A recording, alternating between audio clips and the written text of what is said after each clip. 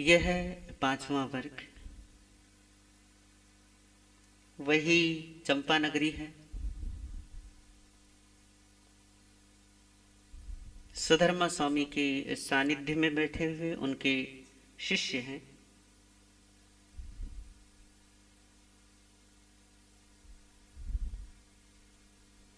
आर्य सुधर्मा स्वामी के समक्ष आर्य जंबू स्वामी अपनी जिज्ञासा रख रहे हैं। उन्हीं जिज्ञासाओं का समाधान आर्य सुधर्मा स्वामी कर रहे हैं। उसी जिज्ञासा और समाधान की श्रृंखला में, उसी के सिलसिले में 4 अध्ययनों के विषय में आपने श्रवण किया। अब यह 5वां वर्ग है। इस 5वें वर्ग में आर्य सुधर्मा स्वामी कहते हैं कि जंबू, मोक्ष प्राप्त भगवान महावीर स्वामी ने इस 5वें वर्ग में 10 अध्ययन बताए हैं, जिनके नाम क्रमशः ये हैं: पद्मावती, गौरी, गांधारी, लक्ष्मणा, सुसीमा, जाम्बवती, सत्यभामा, रुक्मिणी, मूलश्री और मूलदत्ता। इस प्रकार 5वें वर्ग के ये 10 अध्ययन होते हैं। इन 10 अध्ययनों में सबसे पहला जो अध्ययन है वो है पद्मावती देवी का। आर्य सुधर्मा स्वामी पद्मावती अध्ययन के विषय में कहते हैं कि जंबू, वही भगवान अरिष्टनेमि के समय की बात, वही द्वारिका नगरी और द्वारिका नगरी के जो अधिपति हैं, जो द्वारिकाधीश हैं, वह है वासुदेव श्री कृष्ण। त्रिखंड पर उनका राज्य है और उन्हीं की प्रमुख पट्ट रानी में से एक महारानी है जिनका नाम है पद्मावती। वैसे वासुदेव श्री कृष्ण की जो 8 पटरानियों के नाम मिलते हैं वो रुक्मिणी से आरंभ होते हैं, जैसे रुक्मिणी, सत्यभामा, जाम्बवती, सुसीमा, लक्ष्मणा, गांधारी, गौरी और पद्मावती। पर यहां पर ये जो क्रम है ये बदला हुआ है। यहां पर सबसे पहले पद्मावती देवी का उल्लेख है। कारण सिर्फ इतना सा है क्योंकि सबसे पहली दीक्षा लेने वाली महादेवियों में से पद्मावती देवी हैं, इसलिए सबसे पहले उनका नाम दिया गया है। तो ये पद्मावती देवी जो वासुदेव श्री कृष्ण की पट्टरानी है, भगवान का जब आगमन होता है तो ये भी भगवान के दर्शनों के लिए, प्रवचन सुनने के लिए वहां जाती है। वासुदेव श्री कृष्ण भी जाते हैं। उस दिन संयोग से ऐसा हुआ कि वासुदेव श्री कृष्ण और देवी पद्मावती, ये दोनों अर्थात पति और पत्नी दोनों एक साथ ही प्रभु के समोशरण में पहुंचते हैं। प्रभु का प्रवचन होता है। जितनी जनता आई थी सारी जनता को प्रभु का प्रवचन श्रवण करने का सौभाग्य मिलता है और प्रवचन सुनने के बाद सारे लोग अपने अपने स्थानों पर चले जाते हैं। पर आज वासुदेव श्री कृष्ण की कि मन में कुछ विचार आते हैं। और एक विचार क्या आया मन में कि जो भी बनता है वो मिटता है, जिसका आरंभ होता है उसका अंत अवश्य आता है।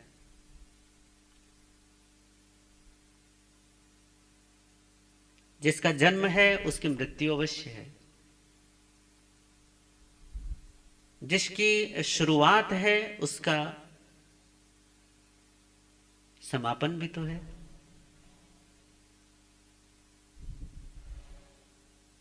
आज लगता है कि श्री भगवान ने अनित्य, अशरण आदि किसी भावना पर विशेष प्रवचन दिया हो,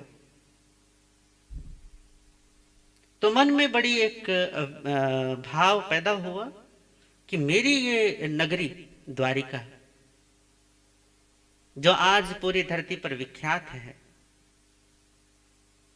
जिसकी प्रशंसा करते हुए लोग अघाते नहीं हैं, और जिसमें निवास करने वाले द्वारिका निवासी अपने आप को देवताओं से कम नहीं समझते। उनका धन, वैभव, श्री, संपत्ति, सौंदर्य,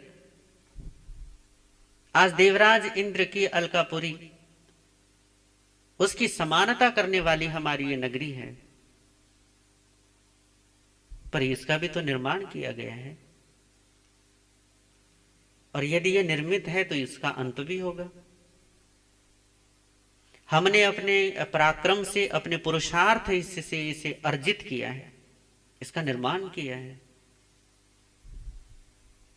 तो इसका अंत कैसे होगा? परमात्मा के समक्ष उपस्थित होते हैं और कहते हैं कि प्रभु मेरे मन में एक जिज्ञासा है। तो कहा कृष्ण बोलिए कि प्रभु ये है कि ये जो द्वारिका नगरी है इसका नाश कैसे होगा? इस द्वारिका का, ये द्वारिका मिटेगी तो सही, इस द्वारिका का अवसान तो अवश्य होगा, परंतु मैं इसके समापन का कारण जानना चाहता हूं। ये अन्य नगरियों की तरह कर्मशः शनैः शनैः अपने आप धीरे धीरे धीरे धीरे समाप्त होगी या एक साथ समाप्त होगी? किसी प्राकृतिक आपदा के वशीभूत होकर इसका नाश होगा, या फिर धीरे धीरे कर करके जैसे लोग अन्यत्र चले जाते हैं, अन्य नगरियों में बस जाते हैं, फिर जगह खंडहर हो जाते हैं और फिर वो खंडहर धूल में मिल जाते हैं। भारत में आज भी आप बहुत सारे किले देख सकते हैं, और महाराष्ट्र तो किलों का एक तरीके से राज्य है। इतने सारे किले हैं। किसी जमाने में ये किले भरे पूरे रहा करते थे, लोगों की वहां बसावट थी। आज हालात ये हैं कि उनका रख रखाव भी मुश्किल है। आज हालात ये हैं कि वो खंडहर हैं, और थोड़ा बहुत उन पर यदि ध्यान दिया जाता है तो पुरातत्व विभाग की ओर से ध्यान दिया जाता है, बाकी उनका अब कोई यूज नहीं है।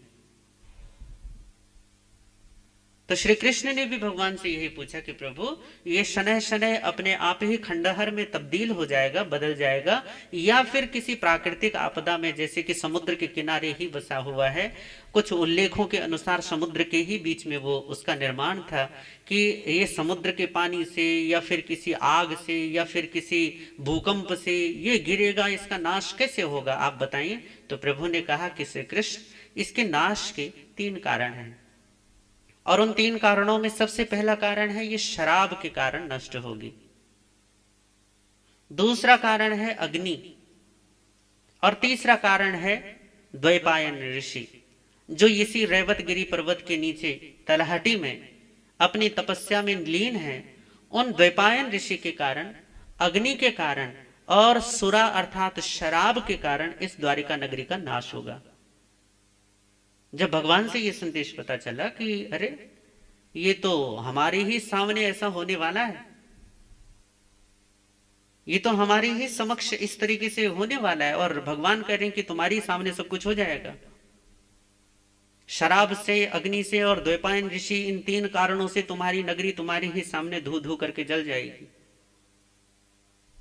सब मिट जाएगा वासुदेव। जब श्री कृष्ण ने ये सुना तो मन में एक विचार पैदा हुआ कि अरे धन्य है वो लोग, धन्य है ये राजकुमार, जैसे जाली, मयाली आदि, पुरुषसेन, वारिसेन, सत्यनेमी, दृढ़नेमी, प्रद्युम्न है, शांब है, सुमुख है, दुर्मुख है। इन सब लोगों को, इन राजकुमारों को धन्यवाद है कि ये भगवान के चरणों में दीक्षित हो गए और अपना जीवन धन्य बना रहे हैं। कहां इतनी समृद्धि में, इतनी श्री और संपन्नता में लोग अध्यात्म को तो भुला ही देते हैं, परंतु इन लोगों ने अपना जीवन धन्य बनाया है, इन लोगों ने अपने जीवन का लाभ कमाया है, क्योंकि इन्होंने संसार से ज्यादा सत्य को महत्व दिया है। इन्होंने इस देह से ज्यादा इस देह में विराजमान उस भगवान आत्मा को महत्व दिया है। तो धन्य है इनके जीवन को। और एक पता नहीं, एक मैं हूं, हर बार सोचता हूं कि भैया चलो मैं भी दीक्षित हो जाऊं, या मैं भी प्रभु के चरणों में, उनके सानिध्य में अपना जीवन बिताऊं, और हर बार मेरा पता नहीं मानसिक संकल्प कहां तिरोहित हो जाता है, कहां चला जाता है, कहां गायब हो जाता है। मुझे दीक्षा लेने के भाव आते हैं, परंतु वो सामर्थ्य, वो संकल्प क्यों नहीं आता? भाई चाहे जो भी हो, मैंने बड़े बड़े युद्ध जीते हैं, बड़े बड़े लोगों को मैंने मैदान में और युद्ध के क्षेत्र में पटखनी दी है, हजारों लाखों योद्धाओं पर मैं अकेले भारी पड़ा हूं, परंतु फिर भी ये जो लोग हैं, ये जो राजकुमार हैं, इन्होंने जिन्होंने अपना जीवन प्रभु के चरणों में समर्पित किया, और केवल राजकुमार ही क्यों, कितने सामान्य से और सेठ और साहूकारों से, हर जाति, हर वर्ण से, हर स्थिति से लोग भगवान के चरणों में आते हैं और दीक्षित होकर अपने आत्मा का कल्याण कर रहे हैं। पर पता नहीं मुझे ही क्या हो जाता है कि मेरा ऐसा पराक्रम, ऐसा पुरुषार्थ, ऐसा भाव, ऐसा संकल्प क्यों नहीं जग पाता। सोचता हूं कई बार कि चलो आ जाता हूं छोड़ छाड़ के, पर फिर से संकल्प बाद में पता नहीं क्या हो जाता है। संकल्प होता है, विचार तो उठता है, परंतु संकल्प सिद्ध नहीं होता, सफल नहीं होता। कारण क्या है पता नहीं, समझ में नहीं आती ये बात मुझे। इन लोगों को देखो कितने आनंदित हैं प्रभु के चरणों में। तभी प्रभु कहते हैं कि वासुदेव, ऐसा चिंतन तुम्हारा ठीक नहीं। करे क्या प्रभु? उन्हें एकदम से होश सा आया कि अरे वो तो प्रभु के चरणों में बैठे। तो प्रभु कहने लगे कि तुम्हारे मन में जो ये ख्याल आता है ना कि ये जाली मयाली प्रद्युम्न शांब आदि जो राजकुमार हैं या जो जो लोग हैं, ये मेरे चरणों में दीक्षित हैं और अपने जीवन का कल्याण कर रहे हैं, तो ये धन्य है। और तुम अपने बारे में ये सोच रहे हो कि मैं पता नहीं कौन सा मेरा ऐसा कर्म है कि मैं दीक्षा क्यों नहीं, दीक्षा के भाव क्यों नहीं आते, और भाव आते हैं तो संकल्प सफल क्यों नहीं होता। तो वासुदेव ऐसा संभव ही नहीं है। कहकर प्रभु ऐसा क्यों संभव नहीं है? कह संभव इसलिए नहीं है क्योंकि जितने भी वासुदेव होते हैं वो सारे के सारे निदान कृत होते हैं।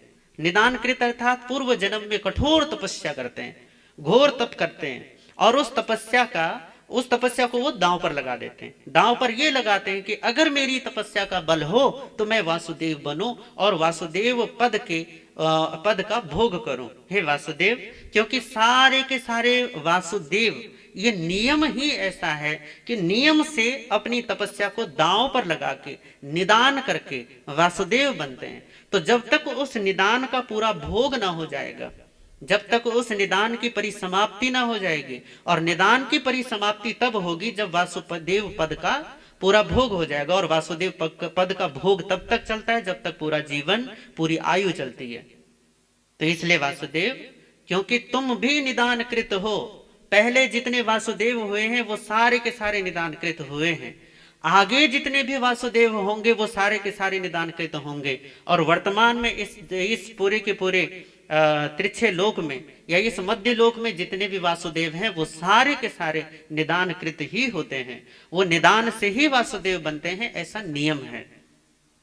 और ऐसा नियम होने की वजह से वो दीक्षा धारण नहीं कर सकते, वो संन्यास नहीं ले सकते।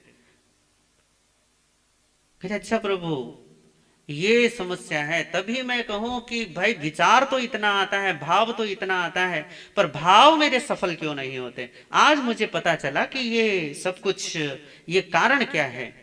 प्रभु आपने ये तो बता दिया कि मैंने पूर्व जन्म में कठोर तपस्या की और उस तपस्या के बल से वासुदेव का पद मैंने अर्जित किया, मैंने निदान किया, ये तो बात समझ में आ गई। प्रभु अब मैं सिर्फ इतना सा जानना चाहता हूं कि मेरा अगला जन्म कहां होने वाला है। तो भगवान कहते हैं कि वासुदेव, तुम्हारा अगला जो भव होगा वो तीसरी पृथ्वी पर एक नारक के रूप में होगा। उस प्रज्वलित पृथ्वी पर तुम्हारा जन्म होने वाला है।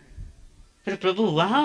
कह रहे हाँ बिल्कुल, तुम्हारा जन्म वहां होगा। जैसे श्री कृष्ण ने, जैसे वासुदेव ने अपने बारे में ये सुना कि मेरा जन्म कहां होगा, तीसरी पृथ्वी पर होगा, तीसरे वहां जन्म लेने के बाद, और उस उज्जवल और प्रज्वल वहां भयंकर दुख और वेदना में, तो एकदम से अभी तक जो एक उदासी थी वो एकदम से गहन हो गई और सोचने लगी कि हाय, ये कैसा मेरा भविष्य है। कहां देवोपम सौंदर्य और सुख का मैं स्वामी, और कहां मुझे ऐसा अंधकार में जीवन मिलेगा। एकदम से उदासी में चले गए, निराशा और हताशा में चले जाते हैं। तो वासुदेव भगवान से पूछते हैं कि प्रभु, ये मेरा कैसा भविष्य है, मुझे कैसा जीवन जीना पड़ेगा। तो परमात्मा कहते हैं कि वासुदेव, तुम्हें उदास होने की आवश्यकता नहीं है, आप बिल्कुल प्रसन्न रहिए, क्योंकि जब आप उस तीसरी पृथ्वी से, जब आपका आयुष्य पूरा होगा, तो आप इसी भरत क्षेत्र के जम्बूद्वीप में, इसी यहां पर एक महान नगर होगा जिसका नाम उस समय में शतद्वार होगा। शतद्वार नगर में तुम्हारा जन्म होगा और तुम्हारा एक बहुत बड़े राजकुल में जन्म होने वाला है। वहां के राजा के यहाँ तुम्हारा जन्म होगा और राजकुल में जन्म होने के पश्चात तुम्हारा नाम रखा जाएगा अमम। और यह अमम तीर्थंकर बनेंगे।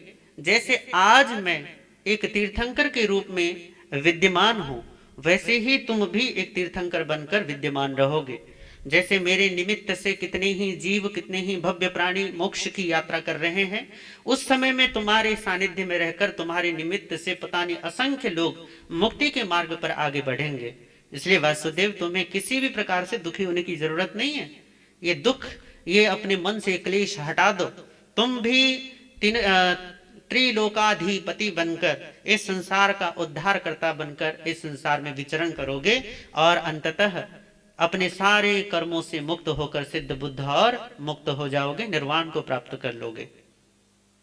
केवल एक बीच की एक अंधियारी रात्रि, जैसे एक दिन और फिर रात और फिर अगला दिन, ऐसे ही बीच में केवल एक रात्रि की बात सुनकर श्री कृष्ण और अगले दिन का बहुत ही दिव्य उजाला, उस दिव्य उजास की बात सुनकर वासुदेव बड़े प्रसन्न होते हैं, बड़े ही खुश होते हैं और खुश होकर कहते हैं कि प्रभु, ये तो बड़ी गजब की बात। और नाचने लगे, वहीं जोर जोर से अपनी बाहें पीटने लगे, खुश होकर, प्रसन्न होकर, और कहने लगे कि प्रभु, मेरा ऐसा भविष्य, मेरा भविष्य इतना उज्जवल, इतना प्रकाशित कि मैं तीर्थंकर बनूंगा और ऐसा जीवन जीऊंगा जैसा आप हैं। जैसी दिव्यता भव्यता आप में, वैसी दिव्यता और भव्यता मुझ में भी प्रकट होगी।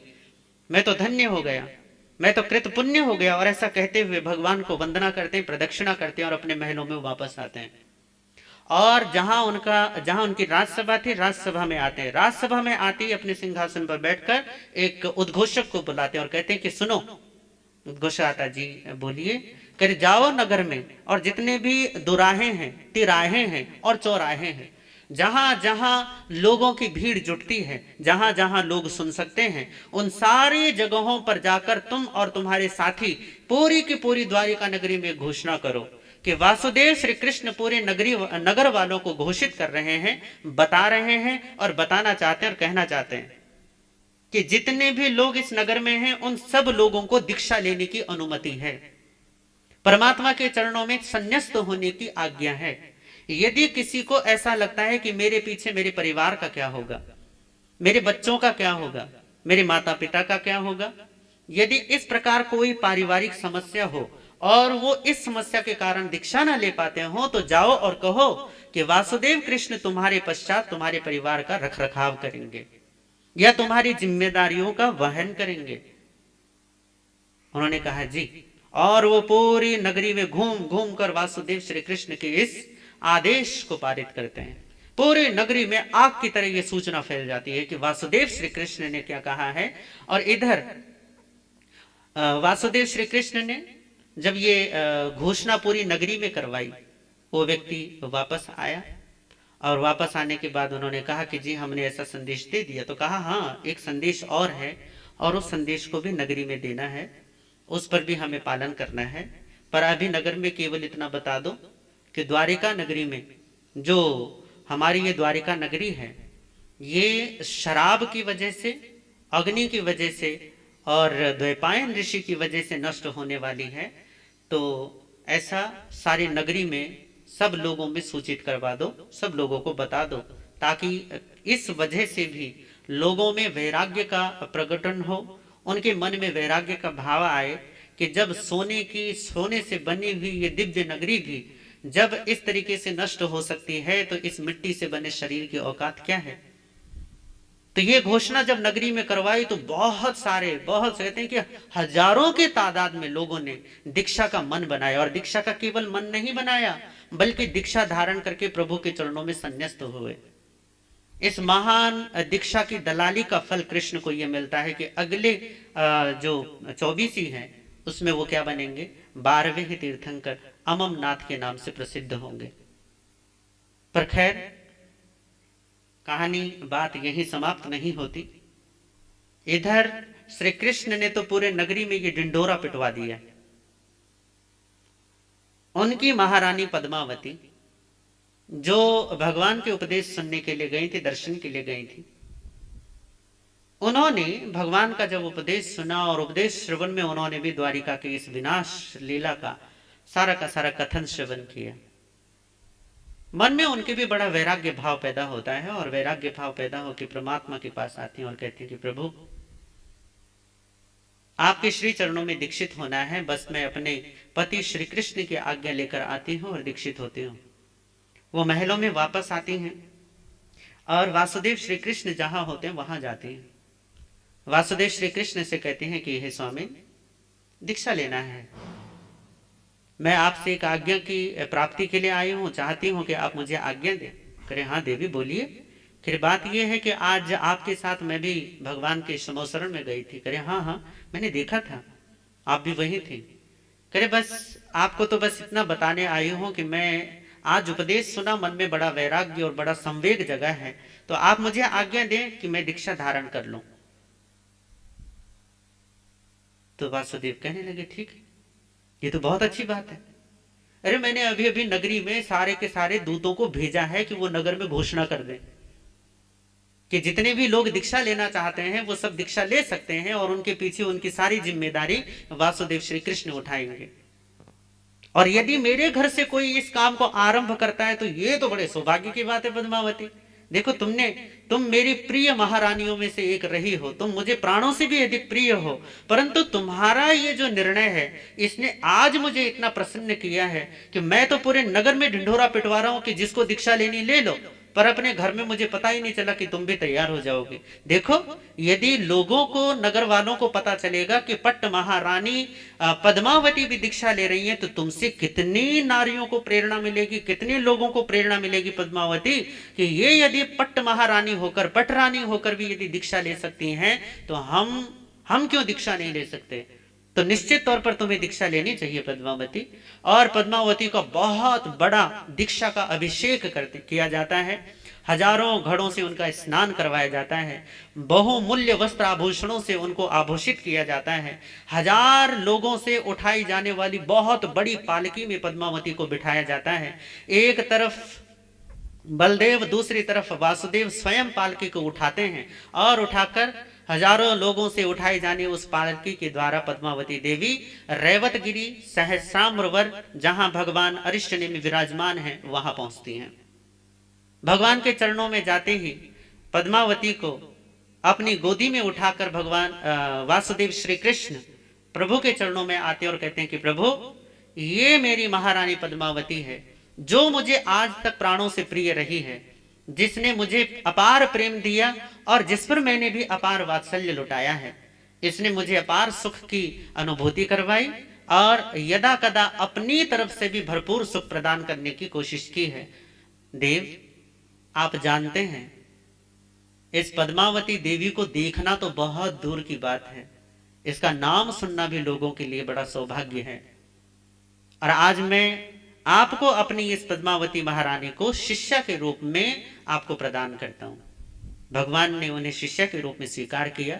पद्मावती देवी एक शांत एकांत स्थान पर जाकर अपने वस्त्र आभूषण उतार के और जो साधवोचित वेशभूषा होती है, जो साधुओं के साध्वियों के कपड़े होते हैं, वो वस्त्र धारण करके परमात्मा के चरणों में आती हैं और कहती हैं कि प्रभु, आप मुझे दीक्षा का पाठ पढ़ाएं। भगवान स्वयं अपने श्रीमुख से पद्मावती महारानी को, जो अब की साध्वी के वेश में हैं, उनको मंत्र दीक्षा या उनको दीक्षा प्रदान करते हैं, उनको दीक्षा का पाठ पढ़ाते हैं। दीक्षा का पाठ पढ़ाने के बाद उनको कहते हैं कि जाओ और महासती, जो हमारी प्रधान साध्वी हैं, यक्षिणी, उनके चरणों में जाओ और उनको अपनी गुरुणी के रूप में स्वीकार करो। आज के पश्चात वही तुम्हारे इस जीवन के सारणा और वारणा के वाहक हैं। तो वो जाती हैं, यक्षिणी उन्हें शिष्या के रूप में स्वीकार करती हैं और इस तरह से देवी यक्षिणी के, महासती यक्षिणी के चरणों में रहकर पद्मावती साध्वी अपने संयम की आराधना करने लगती हैं। 11 अंगों का उन्होंने अध्ययन किया, अनेक प्रकार की तपस्याओं के द्वारा अपनी कर्मों की निर्जरा की, साथ ही साथ गुरु की सेवा, भगवान के चरणों में जहां जहां वो विचरण करते वहां वहां पद्मावती देवी भी विचरण करती हुई जाती और इस तरीके से संयम का पालन करती हुई लगभग 20 वर्षों का उन्होंने संयम का पालन किया और अंत में 1 महीने का संलेखना संधारा करके अंतिम श्वासोश्वास में वो केवल ज्ञान, केवल दर्शन की प्राप्ति करके सिद्ध, बुद्ध और मुक्त हो जाती हैं। यहाँ पर पद्मावती देवी के अंतिम समय की, जो अंतिम समय में उनके कृत्य होने का जो वर्णन आता है, केवल ज्ञान प्रकट होने का वर्णन आता है, वहां पर 5 महत्वपूर्ण शब्द आते हैं।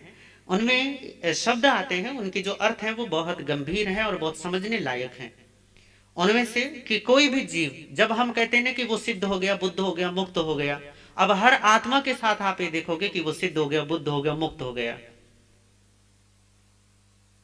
तो लोगों को लगता होगा कि हाँ कुछ होता है कि आत्मा निकलती है और पहुंच जाती है। तो यहां पर देखो कुछ चीजें हैं, उन्हें यदि आप समझ जाएंगे तो आपको पता चल जाएगा कि सिद्धत्व, बुद्धत्व और मुक्ति किसको कहा जा रहा है।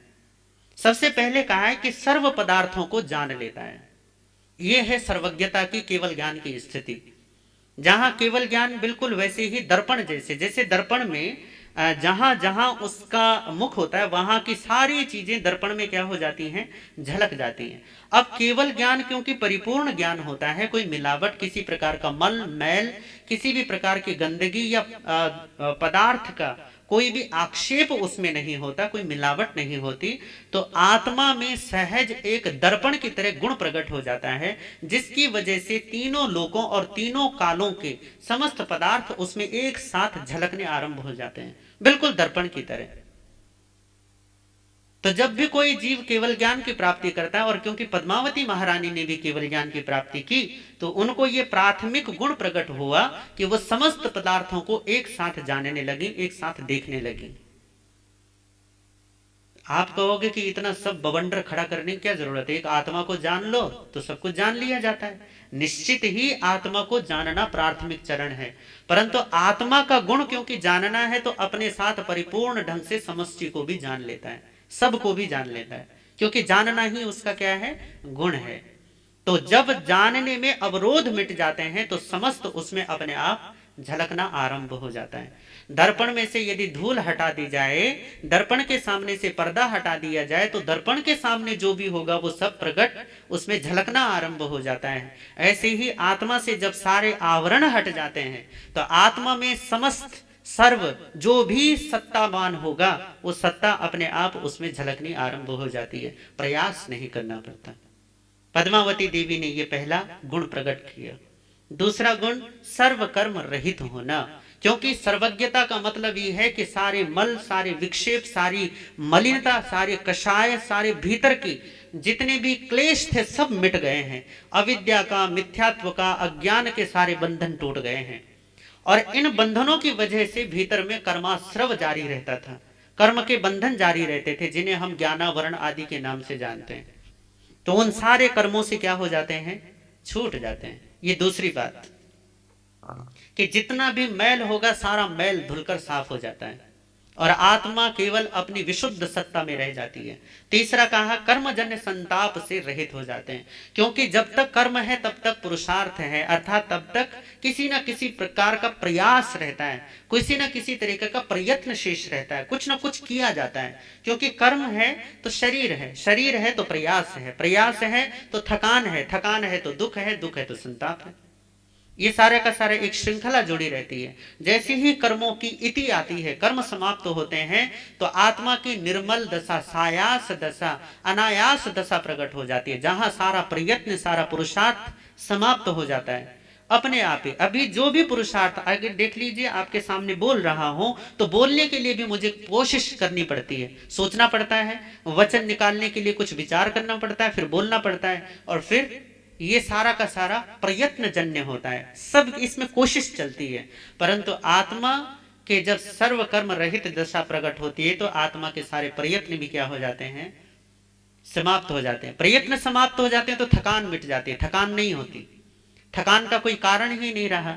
जब वो थकान का कोई कारण नहीं रहा तो दुख का कोई कारण नहीं रहा, विषाद का कोई कारण नहीं रहा, संताप का, ताप का कोई कारण नहीं रहा, तो कहा कर्मजन्य संताप से मुक्ति हो जाती है।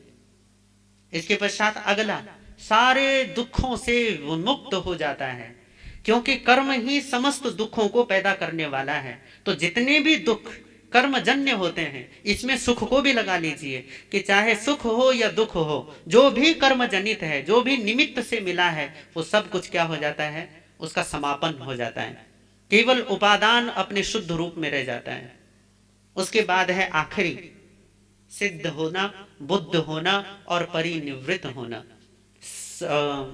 सिद्ध होने का मतलब है अब उनको कुछ करना शेष नहीं रहा, सब जो करना था कर लिया गया है, जो भी होना था हो लिया गया है। इसका मतलब है कि अब उनको दोबारा कुछ करने की आवश्यकता नहीं है। इसको कहते हैं सिद्ध होना। बुद्ध का मतलब है परिपूर्ण जागृति आ गई है। उनकी जितनी भी प्रमाद की, मिथ्यात्व आदि की जितनी निद्रा थी, वो सारी निद्रा टूट के परम जागरण घटित हो गया है, परम चैतन्य दशा घटित हो गई और परिनिवृत्त हो गए हैं, अर्थात अब वो वापस आने वाले नहीं है।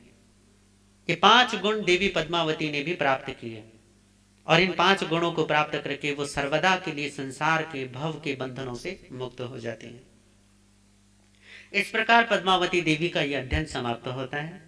आगे के जो अध्ययन है वो है गौरी, गांधारी, लक्ष्मणा, सुसीमा, जाम्बवती, सत्यभामा और रुक्मणी। इन्होंने भी क्रमशः एक के पश्चात एक श्री कृष्ण की आज्ञा से, उन्हीं की महारानी है, उनकी आज्ञा से इन्होंने भी भगवान के चरणों में दीक्षा ली और इन्होंने भी अपने समस्त दुखों का, समस्त क्लेशों का नाश करके ये भी वीतराग भाव में स्थित होकर सर्व कर्मों से विमुक्त होकर शुद्ध बुद्ध और मुक्त हो जाती हैं। इस प्रकार ये आपके हुए 8 अध्ययन। अब बचते हैं आखिरी के 2 अध्ययन, मूल श्री और मूल दत्ता के। मूल श्री और मूल दत्ता ये भगवान श्री कृष्ण की जो पत्नी है जाम्बवती, उनका एक पुत्र है शाम्ब, जो पहले दीक्षित हो चुके हैं। शाम्ब की ये 2 पत्नियां हैं, मूल श्री और मूल दत्ता।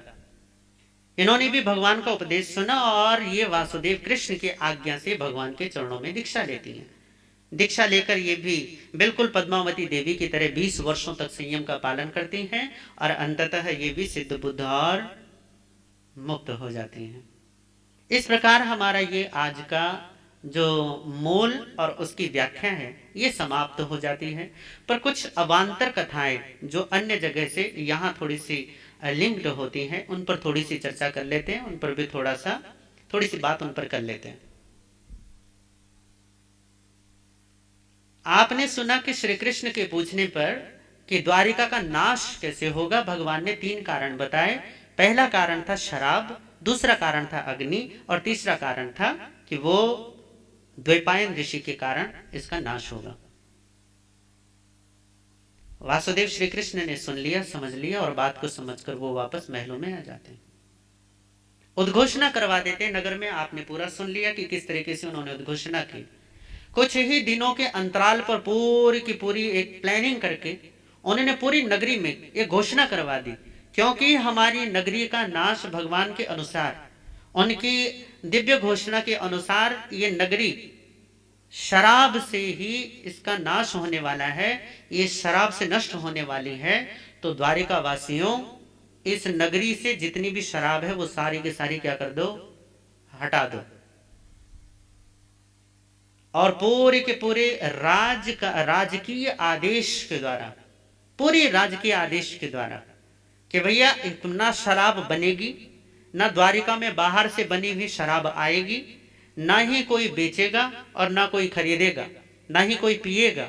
और यदि कोई खरीदता हुआ, बेचता हुआ या पीता हुआ दिखाई दिया किसी भी कारण से, तो फिर उसके लिए राजा की तरफ से देश निकालेगा और मृत्यु दंड तक का भी विधान होगा। ऐसा कठोर राज आज्ञा उन्होंने पूरी नगरी में उद्घोषित करवा दी। अब वहां लोग इतने पियक्कड़, क्योंकि भैया ये बिल्कुल सहज है, जैसे जैसे पैसा बढ़ता है वैसे वैसे इंसानों का राजस भाव बढ़ता है। जैसे जैसे राजस भाव बढ़ता है ना, राजस भाव का मतलब राजस गुण, पदार्थों में एक ऐसा गुण है कि वो आपके भावनाओं में भी उत्तेजना पैदा कर देते हैं। उस उत्तेजना की स्थिति को कहते हैं राजस गुण का प्रभाव। राजस गुण के प्रभाव में आकर, अब क्योंकि द्वारिका नगरी सोने से निर्मित, इतने धन संपत्तिवान है, और जितने धन संपत्तिवान ज्यादातर लोग होते हैं सारे के सारे राजसिक होते हैं, सारे के सारे। सात्विक लोग तो उनमें से कोई कभी कभार ही कोई निकल कर आता है, अन्यथा राजस भाव उनका इतना प्रगाढ़ होता है कि पूछो ही मत। और राजस भाव में जितने भी लोग होंगे तो जितने भी भोग और उपभोग के साधन होंगे उनका बड़ा उनको आकर्षण होता है। और राजस भाव में रहने वालों को सबसे ज्यादा 2 चीजों का आकर्षण बहुत होता है, एक तो औरत का और दूसरा शराब का। अब द्वारिका नगरी वालों को तो शराब का बड़ा चस्का, बड़े शराबी वहां।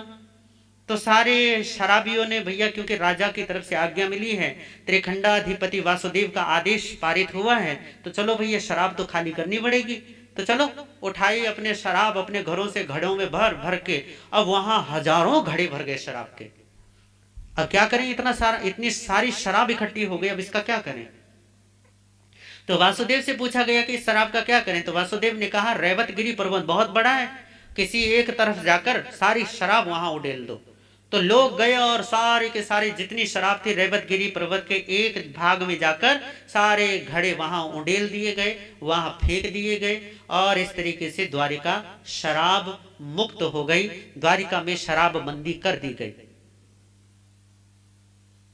लगता है कि ये दुनिया में सबसे पहले शराब बंदी होनी चाहिए। वैसे वासुदेव श्री कृष्ण ने जो शराब बंदी कर दी, द्वारिका में कोई पहले जहां घर घर में शराब पी जाती थी, अब क्या है कि वहां शराब पीने वाला कोई शेष न रहा। और समय गुजरने लगा, समय बीतने लगा। समय बीतने के साथ साथ कई वर्षों के पश्चात एक दिन एक घटना घटती है। घटना क्या घटी, ऐसी ही बरसात के कुछ दिन थे, वर्षा काल का समय था, आसमान बादलों से घिरा हुआ था, चारों तरफ हवा ठंडी ठंडी चल रही थी, मौसम सुहावना था।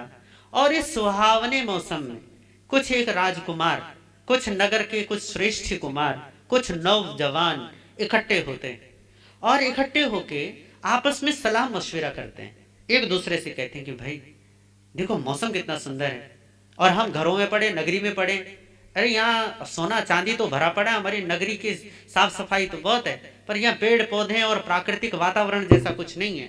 और जब तक प्रकृति के सानिध्य में न बैठे ना, तब तक मजा नहीं आता। तो चलो आज एक काम करते हैं, हम घूमने के लिए चलते हैं।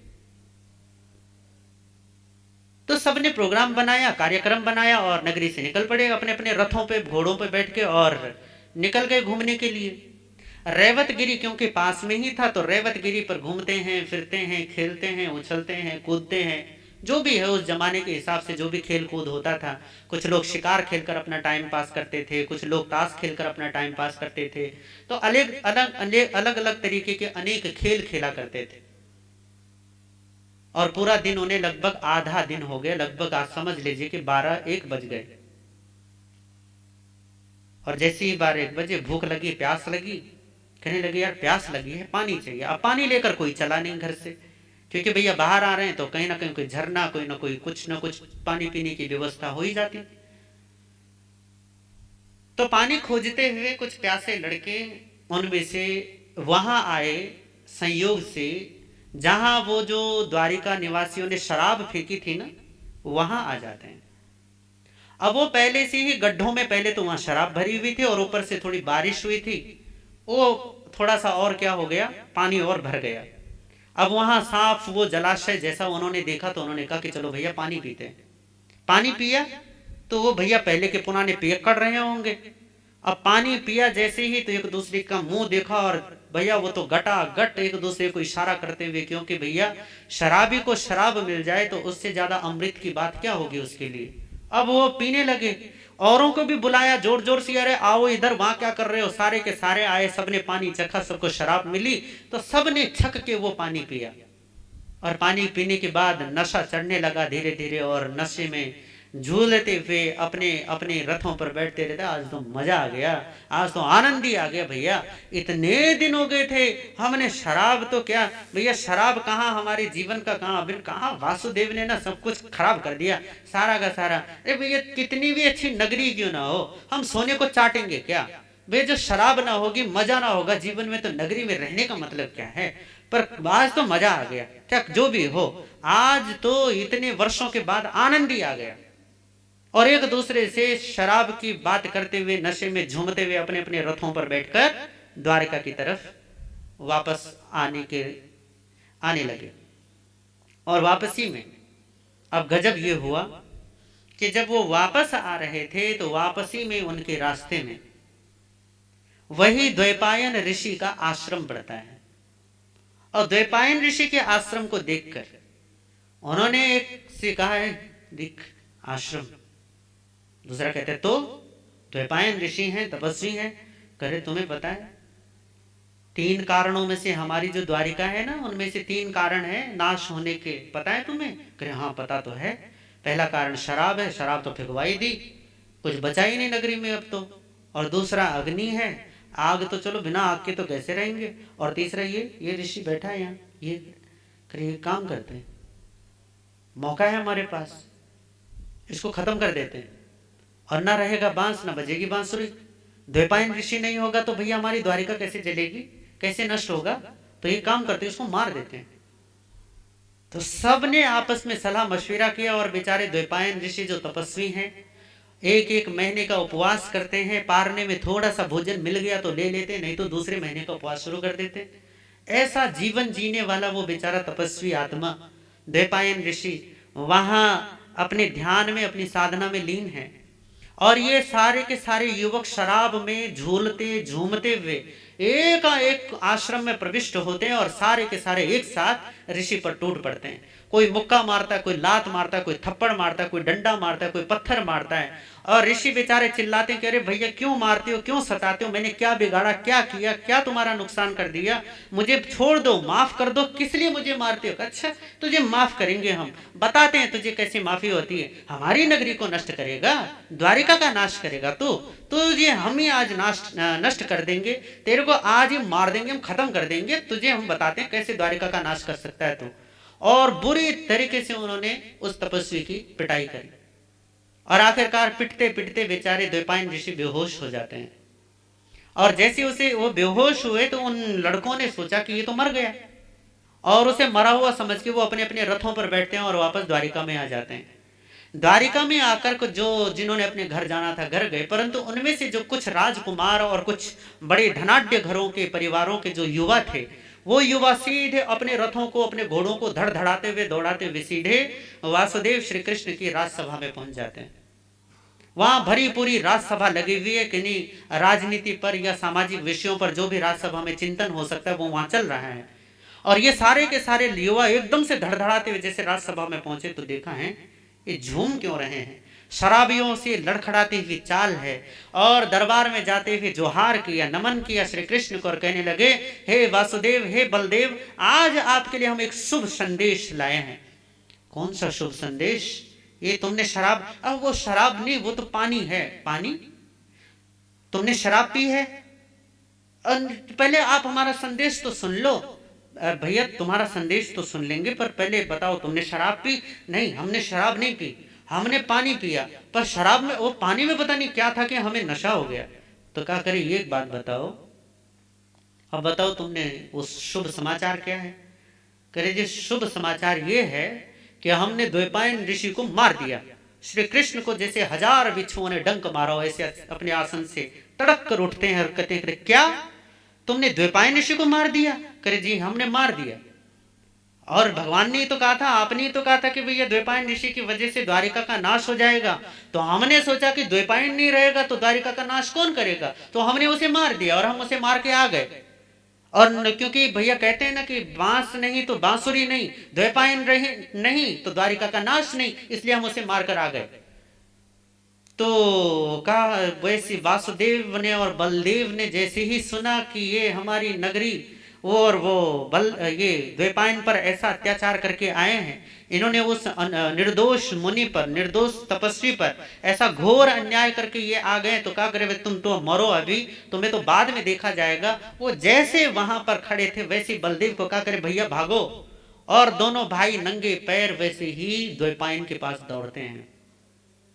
वहां गए, इधर क्या होता है देखो। वो लड़के जैसे ही छोड़कर गए ना पीट पाट कर, द्वैपायन ऋषि को होश आ जाता है। बड़ी देर बाद जब होश आया, होश आने के बाद मन में एक बड़ा क्लेश पैदा हुआ कि भाई मैं तपस्वी आत्मा, मैं महीने महीने भूखा रहने वाला व्यक्ति, एक दिन 30 महीने के 30 दिन के बाद एक दिन जाता हूं द्वारिका नगरी में, और वो भी बहुत अंदरूनी भाग में नहीं जाता, बस द्वारिका के बाहरी परिधि में कभी कभार जाता हूं, भोजन के लिए जाता हूं, जो मिल जाता है एक घर से लेता हूं और खा लेता हूं और वापस आकर अपनी तपस्या में दोबारा लग जाता हूं। और इन लोगों को वो भी सहन नहीं, मैंने क्या किया, इनका क्या बिगाड़ा इनका।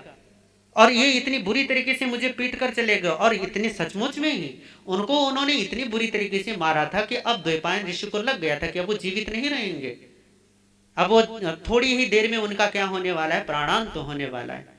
तो द्वैपायन ऋषि ने एकदम से मन में उनका ओज पैदा हुआ, तेज पैदा हुआ, और उस तेज में, उस क्लेश में, उस दुख में दुखी होकर उन्होंने कहा कि एक तपस्वी को भी इन द्वारिका वालों ने माफ नहीं किया, क्षमा नहीं किया। इस निर्दोष तपस्वी पर भी इतना अन्याय करने वाले द्वारिका वासियों, तुम्हें जीने का कोई अधिकार नहीं है। तुम इतने अधर्मी, इतने पाप में लगी हुई तुम्हारी इतनी बुद्धि, तुम कैसे भ्रष्ट बुद्धि वाले लोग हो कि एक निर्दोष तपस्वी पर भी ऐसा अन्याय और अत्याचार करते हुए तुम्हें जरा सी भी लज्जा नहीं आती। और ऐसे लज्जाहीन बेशर्म लोगों को इस धरती पर रहने का अधिकार नहीं। और सोचकर कि मेरी तपस्या में यदि कोई बल हो, कोई ताकत, कोई सामर्थ्य हो, तो मैं अपनी तपस्या से वो शक्ति अर्जित करूं कि द्वारिका के एक एक निवासी के नाश का कारण बनूं, पूरी द्वारिका को भस्म करने की ताकत मुझे प्राप्त हो। और ऐसा निदान कर लेते हैं, ऐसा संकल्प उन्होंने कर लिया। और जैसे ही उनका संकल्प पूरा होता है, 2-3 मिनट के बाद ही बलदेव और वासुदेव दोनों वहां उपस्थित हो जाते हैं। और जैसे बलदेव वासुदेव उपस्थित हुए और कहने लगे कि क्षमा क्षमा, त्राहिमाम त्राहिमाम, हे मुनिवर, हे तपस्वी, कोई अनर्थ मत संकल्प मत कर लेना। और एकदम से लमलेट उनके चरणों में हो जाते और कहते हैं कि उन अज्ञानी और मूढ़ बालकों की, युवाओं की माफी हम मांगते हैं, हमें माफ कर दो। आप कोई ऐसा संकल्प मत करना जिससे कि द्वारिका का अहित हो। तो कह रहे हम कर चुके हैं, तुम देरी से आए हो और हमारा संकल्प मिथ्या नहीं होगा। द्वारिका का नाश हम ही करेंगे वासुदेव, इसमें कोई संदेह नहीं है, अब इसे कोई बदल नहीं सकता। तो क्या करे, महामुनि तो क्षमा के अवतार होते हैं, आप क्षमा कीजिए। करे तुम्हें क्षमा चाहिए ना वासुदेव, तो ठीक है, जाओ, मेरी तरफ से तुम दोनों भाइयों को क्षमा है। द्वारिका के नाश में कोई भी एक व्यक्ति नहीं बचेगा, पर क्योंकि तुम दोनों भाई मेरे पास यहाँ आए हो, तो जाओ, मैं तुम्हें वचन देता हूं कि तुम दोनों भाई ही पूरी द्वारिका में बचोगे, बाकी और कोई ना बचेगा। और कह रहे जाओ, इसके अलावा और कुछ नहीं हो सकता। द्वैपायन ऋषि के ऐसे कहने के बाद वासुदेव और बलदेव दोनों बड़े निराश और हताश मन वापस लौटते हैं और तुरंत भगवान के चरणों में जाते हैं और कहते हैं कि प्रभु, ये तो अनर्थ हो गया है, बताइए कि अब द्वारिका को बचाने का उपाय क्या है। तो भगवान ने कहा कि द्वारिका को बचाने का उपाय तो एक ही है कि द्वारिका निवासी यदि आयम्बिल तपस्या आरंभ कर दे तो द्वारिका का नाश नहीं होगा। और गजब ये कि दूसरे ही दिन से द्वारिका में भयंकर तरीके से आयम्बिलों की तपस्या, आयम्बिल की झड़ी लग गई। जहां देखो घर घर में आयम्बिल। लोग डरे हुए, मौत से कौन नहीं डरता भैया, कितना ही धन, कितनी ही संपत्ति, कितने ही बड़े ताकतवर लोग क्यों ना हो, पर मौत के सामने तो पीपल के पत्तों की तरह फड़फड़ाते हैं सब। वो सारे डर गए और आयम्बिल चालू हो गए। आयम्बिल चालू हुए और इधर क्या होता है कि द्वैपायन ऋषि का जीव अग्नि कुमार, भवनपति देवों में एक जाति अग्नि कुमार देवता जाकर बन जाता है। और अग्नि कुमार देवता का मतलब है कि अग्निदेव के रूप में उनका जन्म हो गया है। उनका सारा सामर्थ्य ही अग्नि का है, जलाने का है, तेज का है। जैसे अब देवताओं के जन्म के साथ उन्हें अवधि ज्ञान मिलता है। पूछा जाता है कि भैया कौन सा कर्म करके यहाँ जन्म लिया है, तो ये सवाल जैसे ही प्राप्त होता है तो सवाल का जवाब देने के लिए ज्ञान से देखते कि मैंने कौन सा कर्म किया था। तो ज्ञान में जैसे अपने उस द्वैपायन ऋषि के जन्म का उनको ज्ञान होता है, तुरंत धड़धड़ाते हुए, गुस्से में तिल मिलाते हुए कि अरे नगरी को तो मुझे नष्ट करना, और नष्ट करने के लिए जैसे ही पहुंचे तो क्या होता है, क्योंकि नगरी में तो आयम्बिल चालू है, और आयम्बिल चालू है तो भैया क्या होता है कि आग तो बरसाते हैं, पर गजब ये होता है कि द्वारिका के आभा मंडल में प्रवेश करते ही आग बुझ जाती है, आग लगती नहीं है। अब उस अग्नि कुमार ने, वो जो द्वैपायन का जीव है, उसने देखा कि आग लगती क्यों नहीं है, मेरी आग से कुछ भी बचना शेष नहीं हो सकता, इस धरती को ही मैं पूरा जला सकता हूं, पर ये द्वारिका क्यों नहीं जलती। तो अपने ज्ञान में उसने देखा कि अरे तो भगवान ने कहा कि आयम्बिल जब तक चलेंगे तब तक द्वारिका नष्ट नहीं होगी, इसलिए ये नहीं हो रही है नष्ट। तो अब वो क्या करता है, कभी तो ये आयम्बिल नहीं करेंगे, रोज प्रतिदिन आता है, प्रतिदिन अग्नि बरसाता है और अग्नि बरसाकर वापस जाता है। इस तरीके से 1 साल, 2 साल, 3 साल, पूरे 12 साल बीत गए। और गजब ये हुआ कि 12 साल बीतते बीतते ने लोग भी द्वैपायन ऋषि की घटना को भूल गए। और घटना को भूल गए तो भैया लोगों के मन में विचार आने लगा कि नगर में और तो है ना, और तो तपस्या कर रहे, पड़ोसी तो कर रहा, मैं नहीं करूंगा तो क्या होगा। ऐसा करते करते करते करते वो भी दिन आया कि जब नगर में एक भी आयम्बिल नहीं था। और वो दिन आते ही द्वैपायन जो रोज आता है बिल्कुल एक पक्की ड्यूटी की तरह बिना नागा किए हुए, आपको तो फिर भी संडे मंडे की छुट्टी मिल जाती है, वो तो संडे की भी छुट्टी नहीं करता, रोज आता है और आग बरसा कर जाता है। आज 12 वर्षों के बाद पहली बार ऐसा हुआ कि नगर में कोई आयम्बिल नहीं था। और आयम्बिल नहीं था तो भैया उसका क्या हो गया, उसकी अग्नि सफल हो गई। अग्नि के कारण वो पूरी नगरी धू धू करके जलने लगी, चारों तरफ आग ही आग, आग ही आग। और वो आग इतनी तीव्रता से जब वासुदेव और बलदेव ने देखा कि अरे नगरी में आग लग गई, अब क्योंकि समुद्र के किनारे तो नगरी है, वो दोनों भाई समुद्र में कूद पड़े और पूरी ताकत से, वासुदेव और बलदेव की ताकत के बारे में एक दिन बताया था आपको, यदि आपको ध्यान हो तो वासुदेव और बलदेव अपनी पूरी ताकत से पानी पर छपाका मारते हैं। वो पानी नगरी पर पड़ता तो है, पूरी द्वारिका पर उस पानी का छिड़काव तो होता है, पर गजब ये हुआ कि जैसे पानी पेट्रोल बन गया हो, पानी जैसे डीजल बन गया हो, जैसे पेट्रोल में तिली लगाती पेट्रोल धू धू करके जलने लग जाता है, वो पानी भी नगरी पर पेट्रोल का काम करने लगा। जहां जहां वो पानी पड़ता वहां आग और तेज हो जाती। वासुदेव और बलदेव ने जब देखा कि अरे ये तो निरर्थक है, क्या करें, तो भैया चलो नगरी में किन्हीं को तो बचा लें, सबको तो बचा नहीं सकते, तो किसको बचाएं, तो चलो अपने माता पिता को बचाते हैं। दोनों भाई भागते हैं, घुड़साल में जहां घोड़े रखे जाते वहां गए तो घोड़े सारे के सारे जलकर समाप्त। रथशाला की ओर गए, जैसे तैसे करके एक रथ लिया और एक रथ को लेकर दोनों भाई रथ में जुट जाते हैं और माता देवकी और वसुदेव जहां उनका महल था वहां आते हैं। वसुदेव और देवकी को रथ में बिठाते हैं और रथ में बिठाकर भागते हैं दोनों भाई अपने माता पिता को बचाने के लिए। वचन है द्वैपायन का कि कोई नहीं बचेगा। अब कैसे बच सकते हैं बताओ, सारे मरने लगे, सारी नगरी में एक एक व्यक्ति जल जाता है, जलकर राख बन जाता है। और दोनों भाई अपने माता पिता देवकी और बलदेव को बचाने के लिए भाग रहे हैं, पूरी प्राणपन से पूरी ताकत लगाकर भाग रहे हैं। और भागते भागते नगर का अंतिम द्वार आता है। उस अंतिम द्वार, अब क्योंकि जितने भी रथ होते हैं ना उनको घोड़े जुतने के लिए बड़े बड़े डंडे लगाए जाते थे। अब वो डंडा, जैसे ही वो दोनों भाई द्वार से बाहर हुए, बीच में वो डंडा है और पीछे क्या है, रथ है। दोनों भाइयों के द्वार से बाहर होते ही वो द्वार भर भरा कर गिरता है और वहीं वसुदेव और देवकी का भी अंत हो जाता है। इस तरीके से दोनों भाई, जैसा कि द्वैपायन ऋषि ने वचन दिया था कि केवल 2 भाई जीवित रहोगे, इस तरीके से वो दोनों भाई जीवित रहते हैं और बाकी पूरी द्वारिका के निवासी उस अग्नि में, उस महान अग्निकांड में स्वाहा।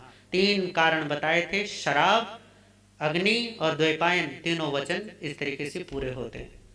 अब वासुदेव श्री कृष्ण और बलदेव राम, जिनका राम बलदेव नाम है, दोनों भाइयों ने जब देखा कि द्वारिका खत्म, परिवार खत्म, ज्ञातिजन, बंधु, दोस्त, मित्र, नगरजन, माता पिता सब खत्म, अब दोनों भाई हैं, अब कहाँ जाएं, नगरी तो जल गई। तो तब पांडु मथुरा में राजा पांडु के 5 पुत्र उन दिनों राज्य करते थे, जो आज दक्षिण भारत में मदुरई नाम से आजकल जानी जाती है। वहां वो निवास कर रहे हैं, जो वासुदेव ने ही उन्हें बहिष्कृत करके वहां भेजा था।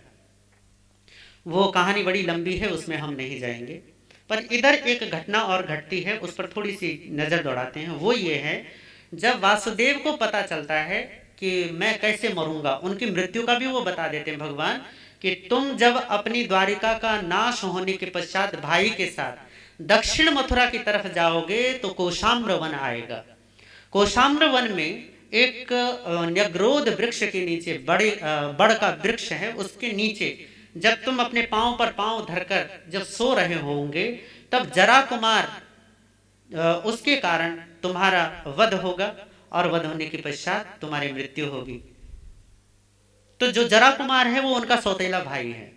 अब जब जरा कुमार ने यह सुना कि मैं अपने भाई की मृत्यु का कारण बनूंगा, तो भाई वो अपने महल को छोड़कर क्या हो जाता है, चला जाता है और जंगलों में शिकार करके अपना जीवन व्यतीत करता है। ऐसे ही जंगलों में रहता है, वहीं रहकर अपना जीवन बिता रहा होता है। इधर श्री कृष्ण और बलदेव दोनों चलते चलते चलते चलते कहां पहुंचे, वहीं कोशाम्र वन। थकान इतनी भयंकर हो गई कृष्ण को, क्योंकि अब आयु पूरी होने वाली है, तो इतनी थकान भयंकर कि कदम बढ़ाना भी मुश्किल, और ऊपर से भयंकर प्यास, गला सूखने लगा। और भाई से बोले कि भाई, बलदेव से, वैसे बलदेव से ज्यादा ताकतवर होते हैं, पर आज गजब ये हो गया कि आज वो थक गए हैं, पीड़ित हो रहे हैं, प्यास से, प्यास के मारे बुरे हाल हैं। और बोले कि भाई अब एक कदम भी चलना मुश्किल, मैं नहीं चल सकता, जब तक आप पानी नहीं पिलाओगे तब तक मैं नहीं जाऊंगा। तो बलदेव कहने लगे ठीक है, तो यहाँ पर बैठ, मैं अभी पानी लाया। बलदेव पानी लाने के लिए जाते हैं, और पानी लाने के लिए इधर क्या होता है, वासुदेव अपने पांव के घुटने पर अपना दूसरा पांव चढ़ाकर यूं टेक लगाकर लेट से जाते हैं। अब जो बलदेव, वासुदेव, चक्रवर्ती, तीर्थंकर आदि होते हैं ना, इनके चरणों में एक चमकता हुआ पद्म होता है, कमल, एक पत्ती जैसा, जो दूर से देखने पर आंख जैसा दिखाई देता है। अब उधर से क्या हुआ, जरा कुमार जो जंगलों में ही रह रहा था, उसने देखा कि अरे हिरन है सामने, तो जैसे उसने निशाना साधा और पूरी ताकत से बाण छोड़ दिया, और बाण छोड़ते वो बाण सीधा पांव को छेदता हुआ पार निकल गया। वासुदेव हाय करके जैसे उठे तो उसे लगा अरे ये तो किसी को, मैंने मनुष्य को मार दिया, हिरन के भ्रम में मैंने किस पर बाण चला दिया, किसी इंसान को मार दिया। वो वहां आता है तो देखता कि अरे ये तो भाई हैं। करे भाई आप? करे हाँ मैं ही तो हूं। करे क्या? करे पर मैं तो आपके वध का कारण, आपकी मृत्यु का कारण न बनूं, इसलिए मैं यहाँ जंगल में आ गया, और ये मेरे हाथ से क्या कुकर्म हो गया। करे अरे रे रे रे, ज्यादा सोच मत, ज्यादा रो मत, निकल यहाँ से, क्योंकि भाई आने वाला है। बलदेव अगर आ गए तो तुम बचोगे नहीं, वो तुम्हें यही मार देंगे, तो तुम जाओ यहाँ से। करे नहीं नहीं, मैं आपको छोड़कर नहीं जाऊंगा। करे तुम जाओ, तुम्हें कसम है मेरी। और वासुदेव कृष्ण उसको वहां से जाने को कह देते हैं। वो ना चाहते हुए भी कृष्ण के आदेश से वहां से चला जाता है। जब वो जा रहा होता है ना, तो गजब क्या होता है, क्योंकि जाना कहाँ है, तीसरी पृथ्वी पर जन्म होना है उनका, तो इतनी उदारता वाला उस पृथ्वी पर कैसे जाएगा, है ना? इतने उदार भावों में, इतने दिव्य भावों में उस पृथ्वी पर जन्म कैसे होगा। अब जैसे जैसे वो दूर जाता है, वैसे वैसे कृष्ण उसको दूर जाते हुए देखते हैं, और वैसे वैसे भावों में परिवर्तन चालू। अरे मैंने इसको जाने क्यों दिया, कोई ना कोई तो दंड देना ही चाहिए था ना यार, तूने इसको छोड़ दिया, इतनी वेदना इसने तुझे दी, इसने तुझे मार दिया, इसने तेरा पैर बींध दिया, और तुझे बस मृत्यु होने वाली है। अपने को मृत्यु देने वाले को तूने कैसे छोड़ा, तुझे मृत्यु देनी चाहिए थी।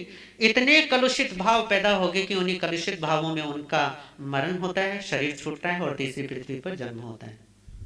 इधर कृष्ण का क्या हो गया, उनका देह छूट गया। इधर क्या होते, बलदेव आते हैं, और बलदेव जैसे आए और कृष्ण को देखते तो कृष्ण के ओहो देखते ही वो बेभान हो जाते हैं, विक्षिप्त से हो जाते हैं। उनको लगता ही नहीं कि मेरे भाई मर गए। अब उस कंधे पर कृष्ण की लाश को उठाए उठाए एक जगह से दूसरे जगह, इस तरीके से 6 महीने उस लाश को लेकर फिरे। और कहते हैं कि उस लाश को लेते लेते इधर उधर, आखिरकार उनका एक देव मित्र था, उसने देखा कि ये तो बिल्कुल पागलपन वाली हालात में चले गए, तो इनको क्या करते हैं, इनको समझ देते हैं। तो एक दिन एक अपने लाश को ऐसे बगल में, और श्री कृष्ण का सर अपने जंघा पर, और उसको सहला रहे, मेरे भैया कितना सोएगा, उठ जा कर रहे हैं। और इतने में वो सामने आता है, वो देवता, और सामने आने के बाद एक उसने क्या, एक दृश्य प्रस्तुत किया। वहां एक मरी हुई गाय पैदा करी, और एक ग्वाला उस मरी हुई गाय को दूह रहा है। तो बलदेव ने देखा और कहा क्या कर रहा है तू ये? तो बोला करे ना मैं गाय को दूह रहा हूं। पर करे तो मरी हुई है, इसको दोहने का क्या लाभ होगा, दूध थोड़ी ना मिलेगा। क्या करे, यदि मरी हुई गाय दूध नहीं दे सकती तो मरा हुआ इंसान जिंदा कैसे हो सकता है, आपको समझ में नहीं आता। तो बलदेव को ये बात समझ में आ जाती है, श्री कृष्ण की अंतिम क्रिया करते हैं, और अपने आप ही दीक्षित हो जाते हैं। दीक्षा लेके संन्यास्त होकर अपने संयम का पालन करते हैं। संयम का पालन करते हुए अब वो ग्रामानुग्राम, एक गांव दूसरे गांव, ऐसे साधना कर रहे होते हैं। एक दिन क्या होता है, एक गांव में वो गए, और गांव में अब क्योंकि बलदेव जो है ना बड़े सुंदर हैं, चंद्रमा की तरह उनका आकार है, बिल्कुल गोरे चिट्टे, और गाल बिल्कुल लाल लाल, ऐसे देखने में एकदम ऐसे कि दूर से कोई देखे तो भव्य, और नजदीक से भी इतनी, क्योंकि कामदेवों में उनकी भी गिनती होती है। तो बलदेव जैसी गांव में प्रवेश हुआ, तो गांव में एक घर से गांव की एक स्त्री अपने बच्चे को लेकर, जो छोटा सा उसका बच्चा है, उसे लेकर पानी भरने के लिए कुएं पर आई हुई थी, और वो पानी भर रही थी। इतने में उसकी नजर क्या हुई कि बलदेव पर पड़ जाती है। अब वो क्या कर रही है, काम भी कर रही है, रस्सी, क्योंकि कुएं में पानी भरने के लिए बाल्टी वगैरह में बर्तन की वो बांधनी पड़ती है रस्सी। तो वो क्या करती है, बलदेव को देखती ही मोहित हो जाती है कि इतना सुंदर पुरुष या इतना सुंदर साधु, ये तो गजब इसका सुंदर है, गजब का सौंदर्यशाली व्यक्ति है। उधर नजर उसकी टकटकी बंद कर, इधर उसने अपने हाथ रोके नहीं। उसने क्या की, वो रस्सी जो अपने बर्तन में बांधनी चाहिए थी अपने घड़े पर, वो उसने अपने बच्चे के गले में रस्सी बांध दी। और बच्चे के गले में जैसी रस्सी बांधी तो बच्चा जोर जोर से रोना शुरू कर दिया। उसने जैसी ध्यान दिया, अरे मैंने बच्चे का गला बांध दिया, उसने रस्सी खोली। बलदेव ने ये दृश्य देख लिया और उनको पता चल गया कि ये मेरी वजह से, शरीर की वजह से ऐसा हुआ। तो उन्होंने प्रतिज्ञा की कि आज के बाद मैं कभी नगर में किसी गांव में प्रवेश नहीं करूंगा। जंगल में यदि कभी किसी की वजह से भोजन मिल गया, वो घास काटने के लिए, लकड़ी लेने के लिए कोई आ गया, भोजन मिल गया तो ठीक है, नहीं तो मैं भूखा ही रहूंगा, भोजन नहीं करूंगा। आए न गांव नगर छोड़ के जंगलों में चले जाते हैं, जंगल में रहते हैं। जंगल में क्या होता है, उनका एक भक्त बन जाता है। और भक्त पता है कौन बनता है, एक हिरन। अब वो हिरन उनका भक्त बन गया, उनसे प्रेम हो गया, हिरन को हो गया होगा किसी न किसी कारण से।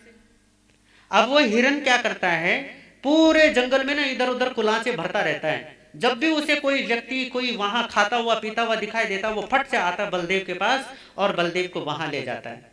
और इस तरीके से बलदेव मुनि जो अब जंगलों में रहते हैं, उनके आहार पानी की व्यवस्था अब इस प्रकार से होती है। बहुत वर्षों तक साधना उन्होंने की, संयम का पालन किया। एक दिन की बात है, बलदेव जो हैं वो हिरन जंगल में देखता है कि एक आदमी लकड़ी काटने के लिए आया हुआ और बहुत बड़े पेड़ को काट रहा है। और जब उसने देखा कि वो भोजन करने वाला है, तो वो हिरन आता है और बलदेव को लेकर वहां पहुंच जाता है। बलदेव मुनि ने अपने पात्रे रखे, उस व्यक्ति ने आहार बहराया, और आहार अभी बहराया ही था, इधर पता नहीं संयोग से ऐसा कि वो लकड़ी पहले से भी कच्ची रही होगी, कुछ उसने वो पहले से काट भी दी थी, तो कुछ ऐसा कारण कि वो लकड़ा, वो पूरा का पूरा पेड़ जो इतना बड़ा था, वो भर भरा कर उन तीनों के ऊपर गिर जाता है। बलदेव के ऊपर, वो आहार बहराने वाला लकड़हारा उसके ऊपर, और वो जो हिरन बेचारा वहां होता है उसके ऊपर। और तीनों इस तरीके से, वो हिरन, वो लकड़हारा और बलदेव, इन तीनों का वहां पर क्या हो जाता है, मृत्यु हो जाती है। अब बलदेव मुनि जो हैं, ये पांचवें देवलोक में, ब्रह्म देवलोक में देवता बनते हैं, और वहां इस समय वहीं पर हैं। उनके साथ जो उनका वो जो छोटा हिरन, जो उनकी दलाली किया करता था, कहते हैं कि ब्रह्म देवलोक में वो भी उनके साथ उनके सेवक देव के रूप में जन्म उसका भी हुआ है। अब इसमें कुछ जीव जैसे देवकी, वसुदेव, रोहिणी, बलदेव और स्वयं श्री कृष्ण, ये पांच आत्माएं अगली जो 24वीं है, इस आने वाली 24वीं में इन पांचों ही आत्माओं को तीर्थंकर बनने का सौभाग्य प्राप्त होगा। तीर्थंकर बन के अनेक अनेक जीवों को मुक्ति के मार्ग पर बढ़ने की प्रेरणा देंगे, और खुद तैरेंगे और जहाज बनकर दूसरों को तैराएंगे। तो इस तरीके से ये आज का वर्णन यहीं समाप्त होता है, इन्हीं भावनाओं के साथ। ओम शांति। ओम।